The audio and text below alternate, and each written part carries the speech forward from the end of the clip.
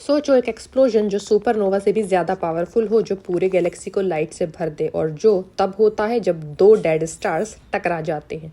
ये कोई science fiction नहीं है, ये रियल यूनिवर्स का एक बहुत ही रेयर और एक्सट्रीम इवेंट है जिसे कहते हैं किलोनोवा एक्सप्लोजन। और आज हम इस कॉस्मिक डिस्ट्रक्शन और क्रिएशन के मिक्स को सिंपल लैंग्वेज में समझेंगे। तो किलोनोवा क्या होता है? फटाफट से जाओ, पहले इस चैनल को सब्सक्राइब कर दो। किलोनोवा एक एस्ट्रोनॉमिकल एक्सप्लोजन है जो तब होता है जब दो न्यूट्रॉन स्टार्स या एक न्यूट्रॉन स्टार और ब्लैक होल एक दूसरे से कोलाइड या मर्ज करते हैं। न्यूट्रॉन स्टार एक सुपर डेंस डेड स्टार होता है और डेंसिटी इतना ज्यादा होता है कि स्पून मैटर का वेट माउंटेन्स के बराबर हो सकता है। जब ऐसे दो अल्ट्रा डेंस ऑब्जेक्ट्स टकराते हैं तो जो एक्सप्लोजन होता है वो नॉर्मल सुपरनोवा से भी ज्यादा पावरफुल होता है in terms of heavy element production.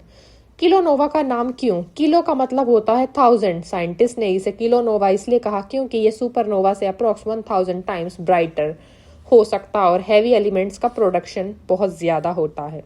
Simple words, एक कॉस्मिक एक्सप्लोजन जो यूनिवर्स को हैवी मेटल से भर देता है।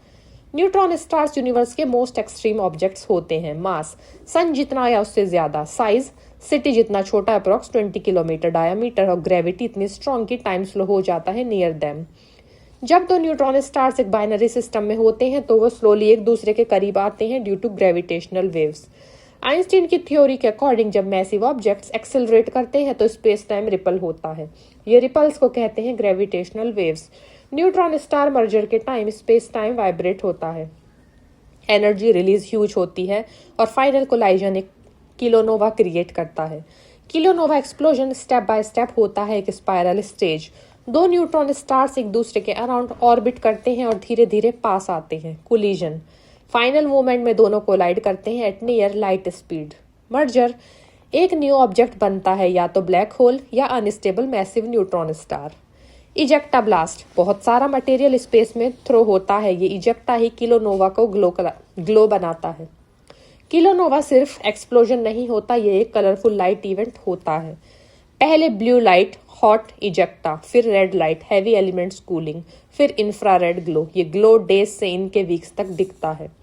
सबसे इंटरेस्टिंग पार्ट ये है कि किलोनोवा एक्सप्लोजन यूनिवर्स के कुछ रेयर एलिमेंट्स से बनता है, कुछ रेयर एलिमेंट्स बनाता है जैसे गोल्ड, प्लेटिनम, यूरेनियम और रेयर अर्थ मेटल्स। मतलब जो गोल्ड तुम रिंग में पहनते हो उसका कुछ पार्ट किसी एंशिएंट किलोनोवा एक्सप्लोजन से आया हो सकता है। अर्थ पर जितने भी हैवी मेटल्स हैं उनका ओरिजिन मोस्टली सुपरनोवा और किलोनोवा, स्पेशली गोल्ड और प्लेटिनम का मेजर सोर्स किलोनोवा इवेंट्स माने जाते हैं। सो टेक्निकली हम सब स्टार डस्ट से बने हैं और कुछ डस्ट किलोनोवा का भी है। साइंटिस्ट कैसे डिटेक्ट करते हैं?